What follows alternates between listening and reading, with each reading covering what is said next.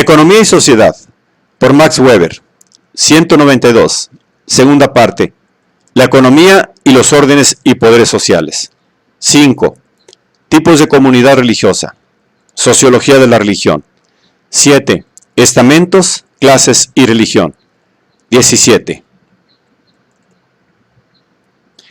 El Islam pudo haber conocido una irrupción intelectualista, fuera de las escuelas oficiales de Derecho y Teología y del florecimiento científico de algunos momentos, es decir, dentro de su específica religiosidad, al tiempo de la aparición del sufismo.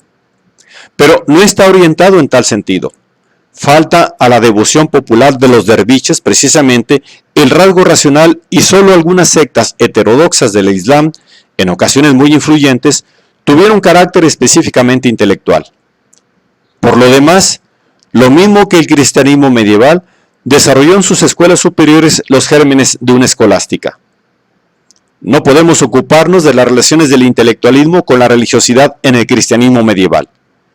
La religiosidad, en lo que respecta a sus efectos sociológicamente importantes, no se orientó por fuerzas intelectuales y la acción importante del racionalismo monacal se verifica en el dominio de los contenidos culturales, y solo podría ponerse en claro con una comparación del monacato occidental con el oriental y asiático que nos ocupará brevemente más tarde.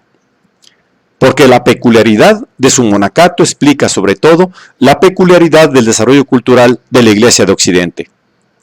El Occidente medieval no ha conocido un intelectualismo religioso laico de carácter pequeño burgués o paria, por lo menos en grado sensible. Se encontró ocasionalmente dentro de sectas. No ha sido pequeño el papel desempeñado por las capas cultas distinguidas dentro del desarrollo eclesiástico. Las capas cultas imperialistas del tiempo de Carlomagno, de los otones y de la época de los Stauffer actuaron en el sentido de una organización cultural teocrático-imperial, como ocurrió con los monjes osipillánicos del siglo XVI en Rusia. Pero sobre todo el movimiento de la Reforma Gregoriana y la lucha política del papado fueron sostenidos por la ideología de una capa distinguida de intelectuales, que hizo frente común con la burguesía naciente contra los poderes feudales. Con la extensión creciente de la formación universitaria y con el afán del papado por monopolizar, para fines fiscales y de mero patronazgo, la provisión de los innumerables beneficios que servían de base de sustentación a esta capa, se fue apartando esta, al principio por interés económico de monopolio nacionalista y luego, después del cisma, también ideológicamente del poder papal. Y fue la representante del movimiento de reforma conciliar y luego del humanismo. No cabe bosquejar la sociología, en sí misma, no desprovista de interés de los humanistas, sobre todo del cambio brusco de una educación caballeresca y clerical a una educación condicionada en sentido cortesano y mecénico, con sus consecuencias. Motivos ideológicos condicionaron principalmente su actitud dual en la decisión de la fe. En cuanto no se colocaron como grupo al servicio de la educación en la Iglesia reformada o en la Contrarreforma, en lo que desempeñaron un gran papel organizador y sistematizador, lo mismo en la Iglesia que en la escuela y en el desarrollo de la doctrina, pero nunca un papel decisivo, sino que fueron portadores de una religiosidad específica. En verdad, toda una serie de tipos religiosos particulares. No ejercieron una influencia duradera.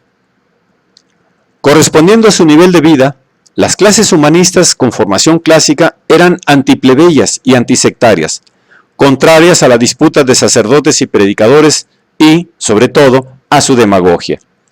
Por eso tenían una mentalidad erastiana e irinea y, por lo mismo, condenada a una creciente falta de influencia. Al lado de un escepticismo ingenioso y una ilustración racionalista, se encuentra en ellos, especialmente en suelo anglicano, una tierna religiosidad, o como en el círculo de Port Royal, un riguroso moralismo, a menudo ascético, o una mística individualista, como por ejemplo en la primera época en Alemania y también en Italia. Pero la lucha de los que participaban con los intereses políticos y económicos de su existencia llegó a ser, cuando no directamente violenta, conducida por medio de una demagogia a la que aquellos círculos no podían hacer frente.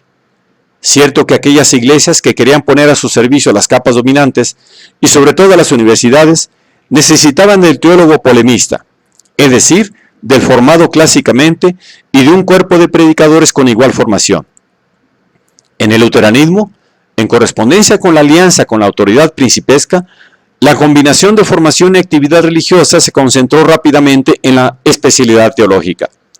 Los círculos puritanos, por el contrario, se burlaron todavía de los udibras a causa de su ostensible erudición filosófica. Pero en ellos, y sobre todo en las sectas baptistas, no era el intelectualismo distinguido, sino el plebeyo y en ocasiones en los baptistas, en los comienzos, un movimiento sostenido por oficiales ambulantes o apóstoles, el intelectualismo paria, lo que dio la inquebrantable fuerza de resistencia. No existía aquí una capa intelectual específica con condiciones especiales de vida, sino que después del breve periodo de los predicadores ambulantes, fue la clase media la que se impregnó del movimiento. La extraordinaria expansión del conocimiento de la Biblia y del interés por las controversias dogmáticas más abstrusas y sublimes, que penetró profundamente hasta en los círculos campesinos, como la encontramos en el siglo XVII en los círculos puritanos, creó un intelectualismo religioso de masas, como no se ha dado nada igual después y en el pasado. Solo encuentra comparación con el intelectualismo judío tardío y con el intelectualismo religioso de masas de las comunidades misioneras paulinas. En Inglaterra, en contraposición con Holanda, partes de Escocia y las colonias norteamericanas, pronto se apaciguó una vez que aparecieron como establecidas y probadas en la lucha religiosa las esferas y probabilidades de poder. Pero toda la peculiaridad del distinguido intelectualismo anglosajón, especialmente su tradicional deferencia respecto a una religiosidad concebida a lo deísta ilustrado, contemplación indefinida y ausencia de enemistad para con la Iglesia, recibió su sello en ese tiempo, fenómeno que, por lo demás, no podemos explicar en este lugar. Pero condicionada como estuvo por la actitud tradicional de la burguesía políticamente poderosa y sus intereses morales, por lo tanto, por un intelectualismo religioso de tinte plebeyo, constituyó el contraste más fuerte con el desarrollo que ofrece la formación cortesana, distinguida de los países latinos, que aboca en una enemistad radical con la Iglesia o en absoluta indiferencia. Y ambos desarrollos, igualmente antimetafísicos en cuanto a sus resultados finales, representan un contraste con la capa educada distinguida de Alemania, no política, pero tampoco apolítica o antipolítica, que responde a circunstancias concretas y solo en pequeña medida, esencialmente negativa a condiciones de ese tipo sociológico. Educación orientada por un sentido metafísico, pero muy poco por lo religioso específico y en grado mínimo por necesidades de salvación.